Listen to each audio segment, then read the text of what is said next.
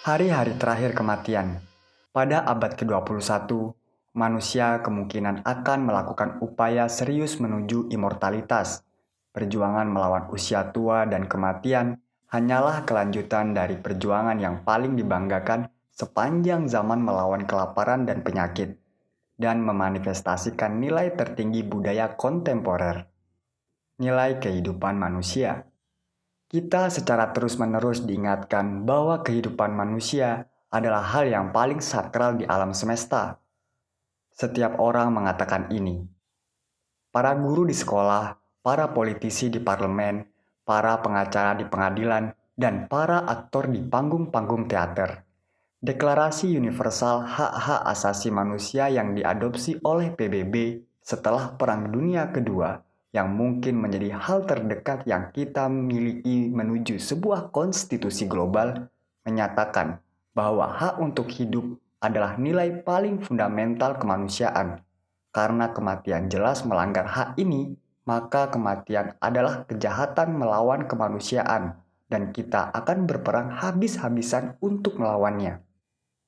Sepanjang sejarah, agama-agama dan ideologi-ideologi tidak secara tegas menguduskan kehidupan itu sendiri.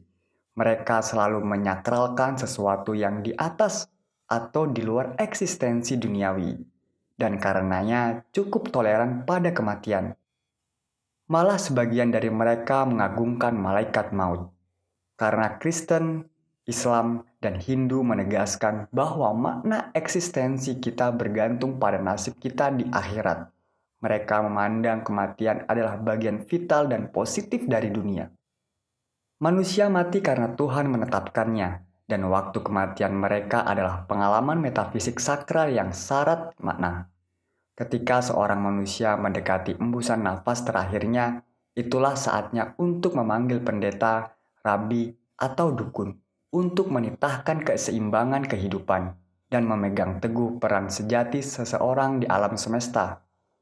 Coba bayangkan saja Kristen, Islam, atau Hindu dalam sebuah dunia tanpa kematian, yang juga berarti sebuah dunia tanpa surga, neraka, atau reinkarnasi. Sains modern dan kultur modern memiliki pandangan yang sama sekali berbeda tentang kehidupan dan kematian.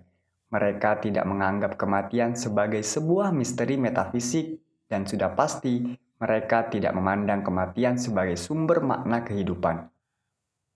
Bagi orang-orang modern, kematian adalah sebuah masalah teknis yang bisa dan seharusnya kita pecahkan. Bagaimana sejatinya manusia mati? Kisah-kisah peri abad pertengahan menggambarkan kematian sebagai sesosok berjubah hitam bertudung, tangannya menggenggam cemeti besar.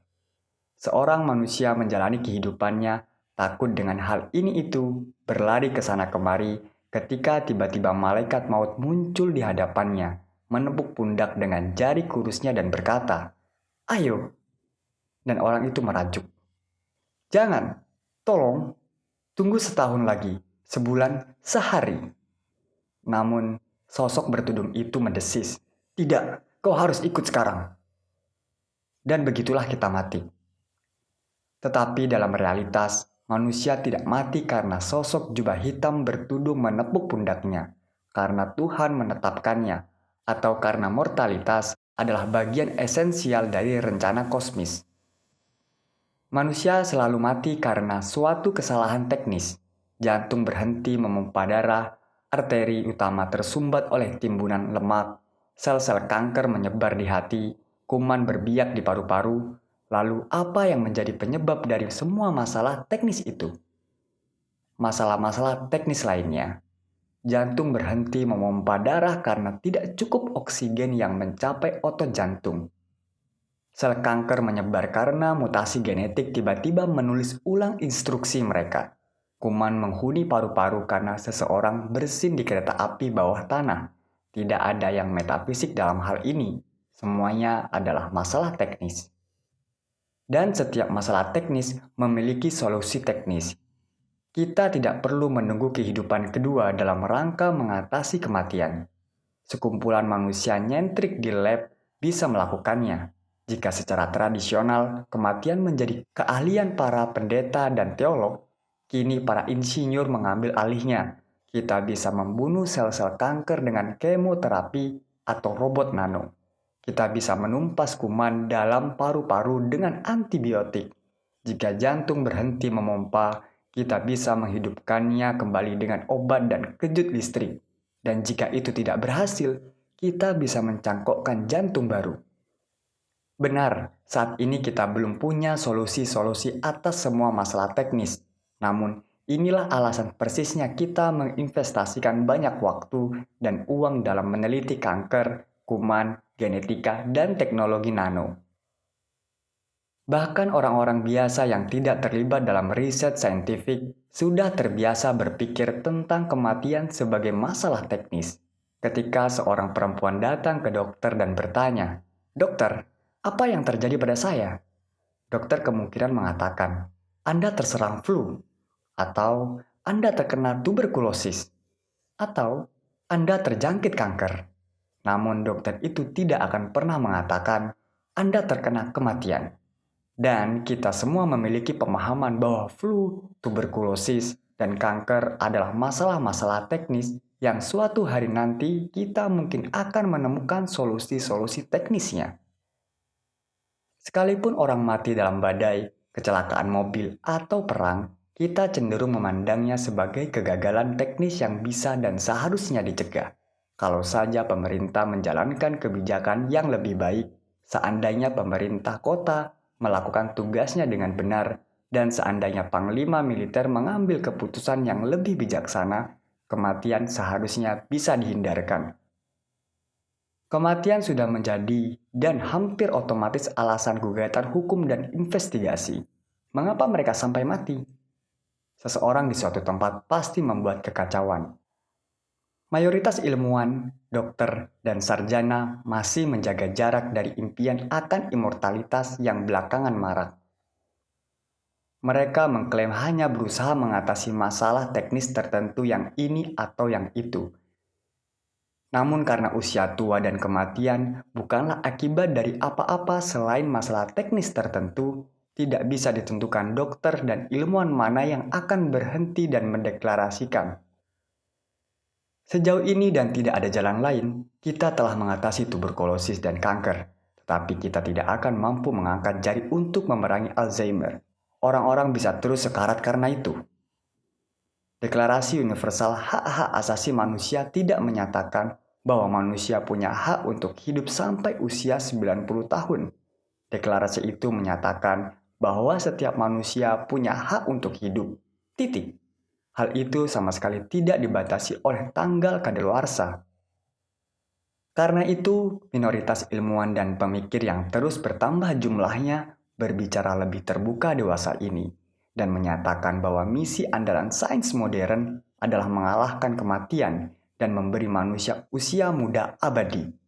Contoh yang paling terkemuka adalah para gerontolog Aubrey de Grey dan ilmuwan serbabisa Ray Kurzweil, peraih US National Medal of Technology and Innovation tahun 1999. Pada 2012, Kurzweil ditunjuk menjadi direktur rekayasa di Google, dan tahun berikutnya Google meluncurkan anak perusahaan yang diberi nama Calico dengan misi mengatasi kematian. Pada 2009, Google menetapkan pemercaya sejati immortalitas lainnya, Bill Maris, untuk memimpin perusahaan pengelola investasi Google Venture. Dalam sebuah wawancara pada Januari 2015, Maris mengatakan, "Jika Anda tanya saya hari ini apakah mungkin hidup sampai 500 tahun, jawabannya adalah ya." Maris menopang kata-kata beraninya dengan banyak uang tunai. Google Ventures menginvestasikan 34% dari portofolionya yang bernilai 2 miliar dolar pada sejumlah startup yang menekuni sains kehidupan, termasuk beberapa proyek ambisius pemanjangan usia. Dengan menggunakan sebuah analogi sepak bola Amerika, Maris menjelaskan bahwa dalam perang melawan kematian, kami tidak berusaha memerangi beberapa meter. Kami berusaha memenangi pertandingan. Mengapa? Karena, kata Maris, lebih baik hidup daripada mati. Impian-impian semacam itu juga dianut oleh beberapa pesohor Silicon Valley lainnya. Salah satu pendiri PayPal, Peter Thiel, belum lama ini mengakui bahwa dia ingin hidup selamanya. Saya pikir ada 3 pendekatan utama dalam hal kematian. Dia menjelaskan, Anda bisa menerimanya, mengingkarinya, atau melawannya. Saya pikir yang dominan dalam masyarakat kita adalah orang yang mengingkari atau menerimanya, dan saya memilih untuk melawannya. Banyak orang mungkin akan menepis pernyataan-pernyataan semacam itu sebagai fantasi remaja. Namun Thiel adalah orang yang serius. Dia salah satu dari wirausahawan paling sukses dan paling berpengaruh di Silicon Valley dengan harta pribadi sekitar 2,2 miliar dolar. Petunjuknya jelas, kesetaraan hilang, immortalitas datang mengganti. Perkembangan berbahaya dari bidang-bidang seperti rekayasa genetika, pengobatan regeneratif, dan teknologi nano memperkuat risalah yang jauh lebih optimis lagi. Sebagian ahli percaya bahwa manusia akan mengatasi kematian pada 2200. Yang lain mengatakan 2100. Kurzweil dan De Grey bahkan lebih optimis. Mereka mengemukakan bahwa dengan memiliki badan yang sehat dan rekening yang sehat di bank, pada tahun 2050 akan menghasilkan pencapaian serius dalam immortalitas dengan menyiasati kematian 1 dekade dalam 1 waktu. Menurut Kurzweil dan De Grey, setiap 10 tahun atau lebih, kita akan menuju klinik dan menerima perawatan perombakan yang tidak hanya akan mengobati penyakit, tetapi juga meregenerasi lembaran sel yang dan memperbaiki tangan, mata, serta otak. Sebelum tiba masa perawatan berikutnya, para dokter sudah menemukan bertumpuk-tumpuk obat baru, kemajuan-kemajuan, dan gawai. Jika Kurzweil dan De Grey memang benar, mungkin sudah ada sosok-sosok immortal yang sedang berjalan di dekat Anda di jalan-jalan. Paling tidak, jika Anda kebetulan berjalan di Wall Street atau Fifth Avenue. Yang benar adalah mereka tetap mortal, tidak immortal. Tak seperti Tuhan, manusia super pada masa depan tetap masih bisa mati dalam perang atau kecelakaan, dan tidak ada yang bisa membawa mereka kembali dari alam kuburan. Meskipun demikian, tidak seperti mortal kita, kehidupan mereka tidak mengenal masa kadaluarsa. Jadi, sepanjang tidak ada bom yang menghancurkan mereka menjadi berkeping-keping atau tidak ada truk menerjang, mereka masih terus bisa hidup tanpa batas waktu. Mungkin itu yang akan membuat mereka menjadi orang paling cemas dalam sejarah. Kita sebagai mortal setiap hari mengambil kesempatan dengan hidup karena kita tahu kehidupan akan berakhir kapan saja. Jadi, kita pergi menjelajah ke Himalaya, berenang di lautan, dan melakukan banyak hal berbahaya lainnya seperti menyeberang jalan atau makan sepuasnya. Namun, jika Anda percaya bisa hidup selamanya, Anda akan gila kalau bertaruh dengan hal-hal yang tak terbatas tadi. Mungkin kalau begitu, apakah kita lebih baik memulai dengan tujuan yang lebih sederhana, seperti melipat gandakan angka harapan hidup? Pada abad ke-20, kita telah hampir melipat gandakan angka harapan hidup dari 40 ke 70 tahun, sehingga pada abad ke-21, kita semestinya paling tidak mampu menggandakannya menjadi 150. Meskipun masih jauh dari immortalitas, ini tetap merevolusi masyarakat manusia. Untuk permulaan, struktur keluarga, pernikahan, dan hubungan anak orang tua akan ditransformasi. Kini, orang masih berharap pernikahan langgeng sampai kematian memisahkan kita, dan kehidupan lebih banyak berkisar pada urusan memiliki dan membesarkan anak.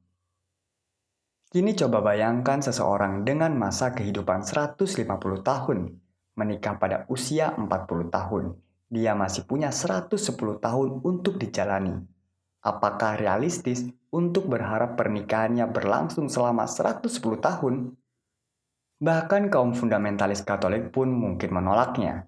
Karena itu, tren muktahir pernikahan serial mungkin akan semakin marak.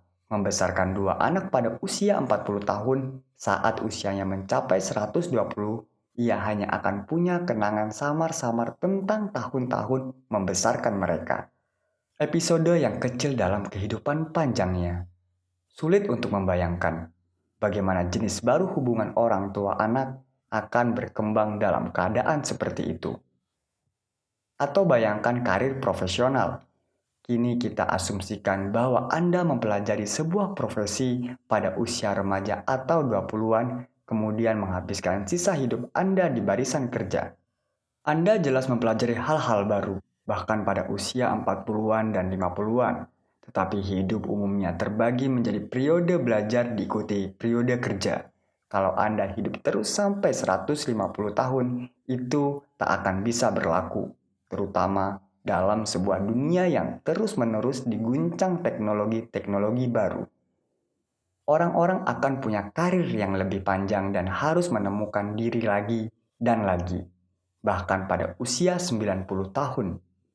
Pada saat yang sama, orang tidak akan pensiun pada usia 65 tahun dan tidak akan memberi jalan bagi generasi baru dengan ide-ide serta aspirasi barunya.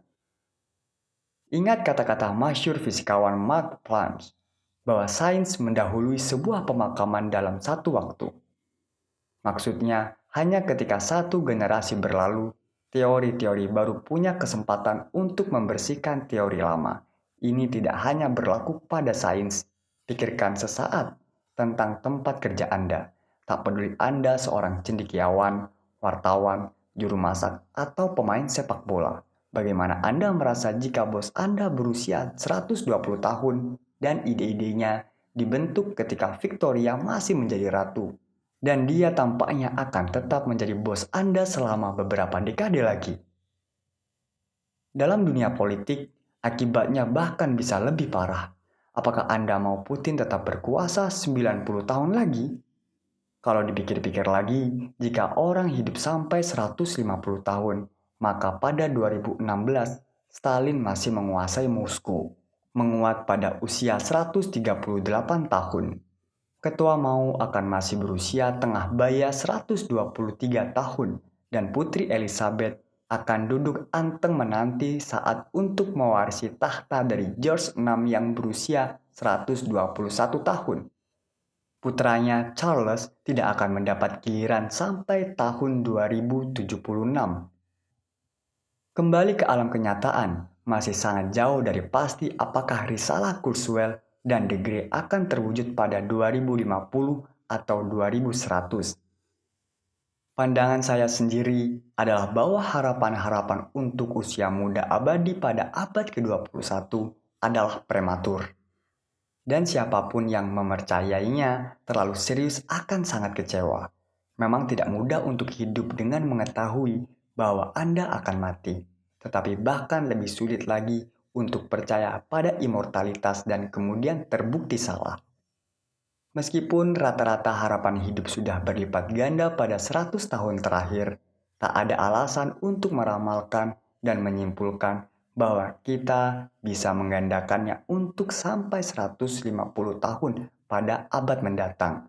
Pada 1900, angka harapan hidup tidak lebih tinggi dari 40 tahun karena banyak orang mati muda akibat gizi buruk, penyakit menular, dan kekerasan. Namun mereka yang selamat dari kelaparan, wabah, dan perang pun bisa hidup sampai usia 70 dan 80 tahun, yang merupakan rentang hidup alamiah Homo sapiens. Bertentangan dengan pandangan umum, orang-orang berusia 70 tahun tidaklah dipandang sebagai keganjilan yang jarang pada abad-abad sebelumnya. Galileo Galilei meninggal pada usia 77 tahun, Isaac Newton pada usia 84 tahun, dan Michelangelo hidup sampai usia matang 88 tahun tanpa bantuan antibiotik, vaksinasi, atau transplantasi organ. Bahkan, simpanse di hutan belantara kadang-kadang bisa hidup sampai usia 60-an. Hal yang sesungguhnya terjadi, sejauh ini kedokteran modern belum memperpanjang rentang kehidupan alamiah setahun pun. Prestasi besarnya adalah menyelamatkan kita dari kematian prematur dan memungkinkan kita menikmati rentang penuh tahun-tahun usia kita. Sekalipun jika kita dapat mengatasi kanker, diabetes, dan pembunuh-pembunuh besar lainnya, itu hanya berarti bahwa hampir setiap orang akan bisa hidup 90 tahun. tetapi tidak akan cukup untuk mencapai 150, apalagi 500 tahun. Untuk itu, kedokteran akan perlu merancang ulang sebagian besar struktur dan proses fundamental tubuh manusia dan menemukan cara meregenerasi organ-organ dan daging. Sama sekali tidak jelas bahwa kita akan dapat melakukannya pada tahun 2100.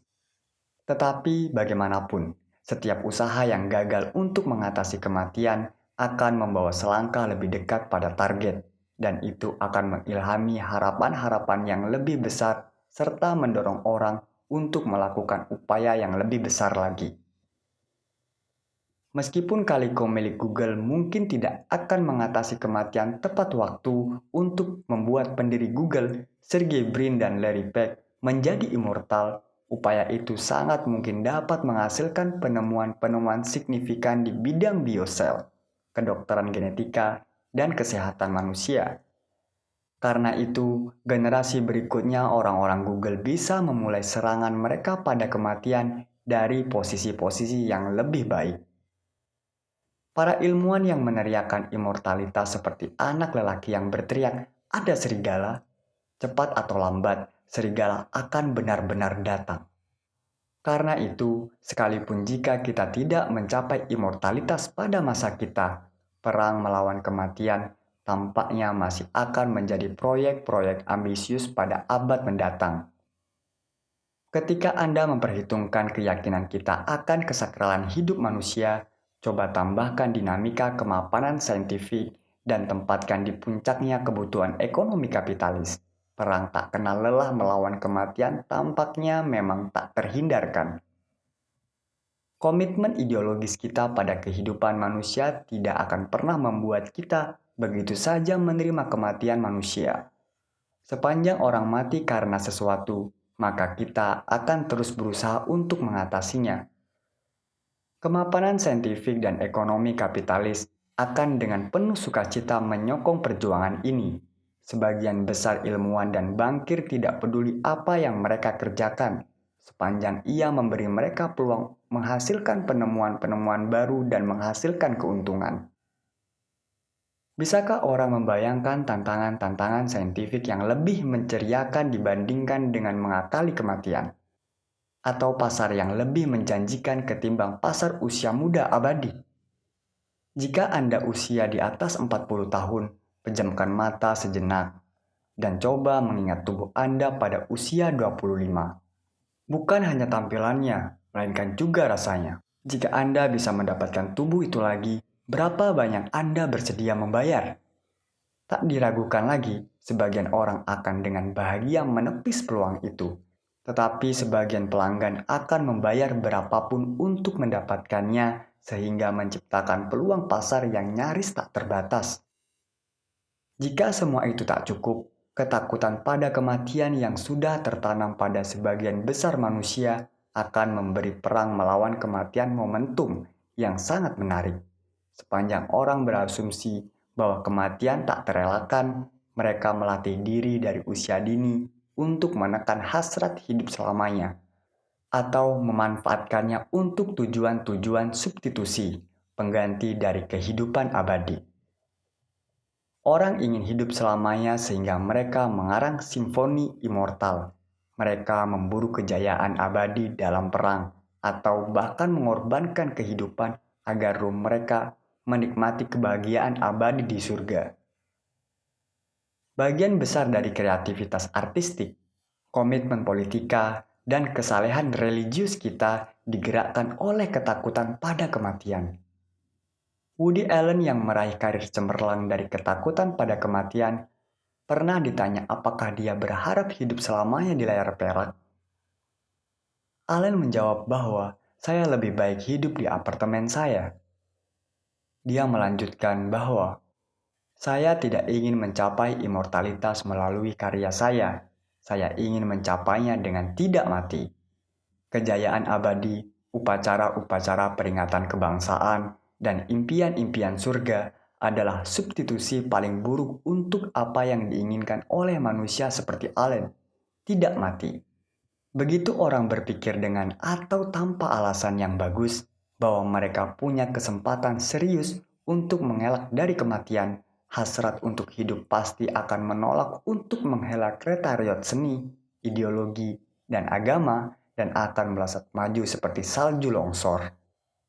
Jika Anda berpikir bahwa kaum fanatik keagamaan dengan mata menyala dan janggut menjuntai tak punya perasaan, tunggu sebentar dan lihat apa yang bakal dilakukan oleh para dedengkot retail dan bintang-bintang Hollywood yang sudah menua ketika mereka berpikir bahwa ramuan keabadian hidup sudah terjangkau. Jika dan ketika sains mencapai kemajuan signifikan dalam perang melawan kematian, pertempuran realnya akan beralih dari laboratorium-laboratorium ke parlemen, gedung-gedung pengadilan, dan jalan-jalan. Begitu upaya-upaya sains meraih mahkota sukses, hal itu akan memicu konflik-konflik sengit. Semua perang dan konflik dalam sejarah ternyata menjadi pendahuluan mentahan bagi pergulatan real di depan kita, pergulatan untuk keabadian usia muda.